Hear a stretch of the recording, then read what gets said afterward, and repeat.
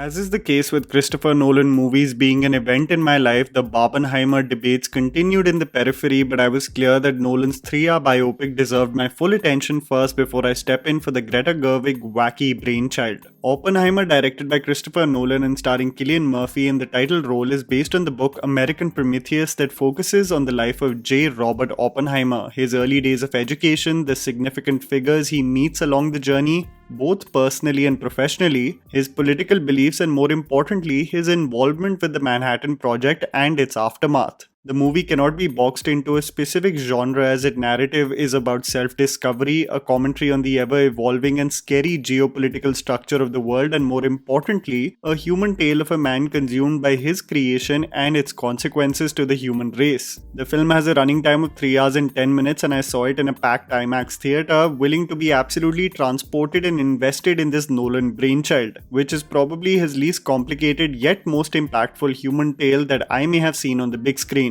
So here's me telling you the good and bad aspects of the movie so that you guys can ultimately decide whether to watch Oppenheimer in theaters or not. The underwhelming aspects. Exposition and sound issues. The film in its second half, especially its concluding 45 minutes, references several developments in the life of characters and the evolving relationship of morality and the countries in the world through the Nolan staple fast-paced exposition. These sequences take place in the hearings where both Oppenheimer and Louis Strauss, played by Robert Downy Jr., are being questioned. The movie in this instance transitions to become a courtroom drama, and quite an exciting one, I must say. The events that are merely referenced with brief flashes may be tough for people to keep up, especially if you don't have a keen eye for historical events, figures, and especially scientific terminology. The structure is far away from the convoluted screenplays of Nolan that always require breakdown videos after the movie drops. It's just that the volume of information that is spilled out is so dense that it may be tough for some people to keep track. There is a persistent issue with recent Nolan movies and the pitch and pace at which the dialogues are delivered, making it tough for the audience to decipher exactly what was said, especially when technical scientific jargon is almost prevalent in every conversation in the movie. The case is not entirely as bad as Tenet, and if I could recommend something beyond watching this film on IMAX, it is that you see it in a screen which provides subtitles, because it really helps in fully deciphering the dialogues rather than you finding your bearings while two people are almost at the end of their conversation. The good. Cinematography and Nolan novelty. It's absolutely crazy that we have become so desensitized to the saturation of special effects and digitally rendered backgrounds that now we actually seek out for creators who are willing to work with as much practical effects as they can. The movie apparently boasts of not a single shot being in CGI in this film, and it will blow your mind, especially in sequences where several processes in making the atomic bomb are visually represented, and you wonder how the hell Nolan practically shot many of these sequences. There is a novelty to just recognizable locations and something that can be felt, touched, and simply feels real. And I might be sounding like a rogue human in an AI-generated dystopian future, but it's crazy on how rare such treatment of films has become, and I guess that's why we cherish a creator like Nolan so much. Some of the frames of the film are etched in my memory. The idea of imagery by Nolan, which is of course trimmed by the Indian censor board sadly, would have looked exceptional in all its glory. The horrors psychologically one deals with is showcased in a Shakespearean fashion, breathtakingly in a speech by Oppenheimer as the US dropped its atomic bombs in Japan. One is conflicted whether to celebrate or to mourn the monster he has created, something as simple as the frame of a tight jam-packed room in which the hearing is happening, and one showcases a frame of Oppenheimer's ally, his wife Kitty, played by Emily Blunt, just sitting casually behind him.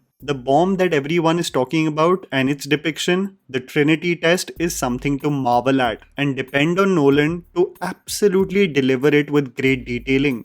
Score and themes. I absolutely fell in love with the score provided by Ludwig Göransson, who also collaborated with Nolan in Tenet. The score never takes center stage but actually aims at highlighting so many of the film's haunting and eerie sequences. There are moments where characters are absolutely consumed by what has transpired, of what they have created, of the irreversible nature of their actions, and the score helps in enhancing that horror and guilt, which really provides us a deep dive on the psychological impact it has on the characters. What I absolutely love about the film, as I did mention in the introduction, is that the movie cannot be boxed into a specific genre. It essentially is a biopic, but through the formative years of Oppenheimer and the development and aftermath of the Manhattan Project, the film is coming of age, a geopolitical drama, a psychological deep dive, and eventually a courtroom saga. And it never feels like they've packed in too much. This is the beauty of the screenplay and impact of Nolan, as the 3-hour running time never seemed exhausting, but you marveled at how he could integrate so many themes and genres in the eventful life story of this man.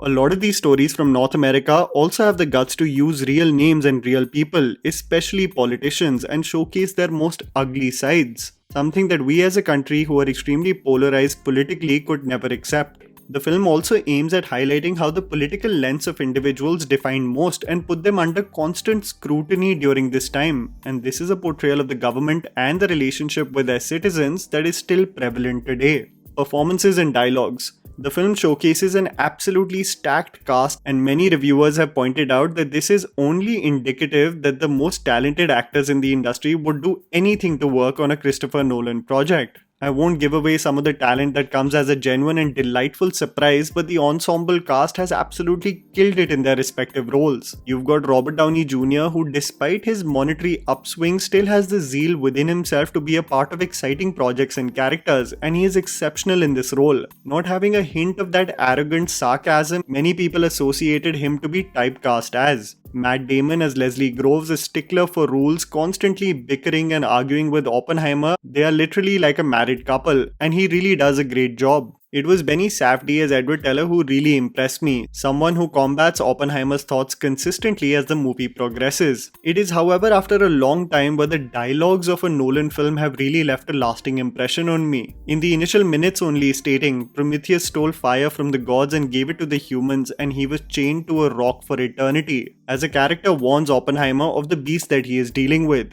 The scientists look up at the monster they've created, stating they need us until they don't. One is warned, it's not a new weapon, it's a new world, and one can't help but think about the profound nature of these lines that shaped so much of how we live today from a global point of view as nations. It is the relationship of Oppenheimer and Kitty that really stuck with me. Both individuals are flawed in several ways, but they still seem to find an extreme loyalty for one another. This stubborn nature of never conceding makes them an exceptional duo. Cillian looks emaciated and weak through most of the film, consumed and obsessed with his creation. His eyes and the empty gaze as celebrations and joy commence around him easily makes him a contender to be at least nominated for an Oscar next year. He looks like a fitting image of the real man, and it's about goddamn time that his long association with Nolan transitions to him getting a lead role. And oh boy, did he kill it with this opportunity. Emily Blunt as The Rock, who is mostly a hot drunk mess, has one of the best scenes when questioned about her association politically and with her husband, showcasing a confident and feisty ability that will truly suck you in. It's an absolute marvel how Christopher Nolan had the ability to pack in so many themes in the 3-hour and 10-minute running time. I absolutely disagree with those who consider this to be a boring tale. It may be his most impactful human tale relevant to us as a human race today.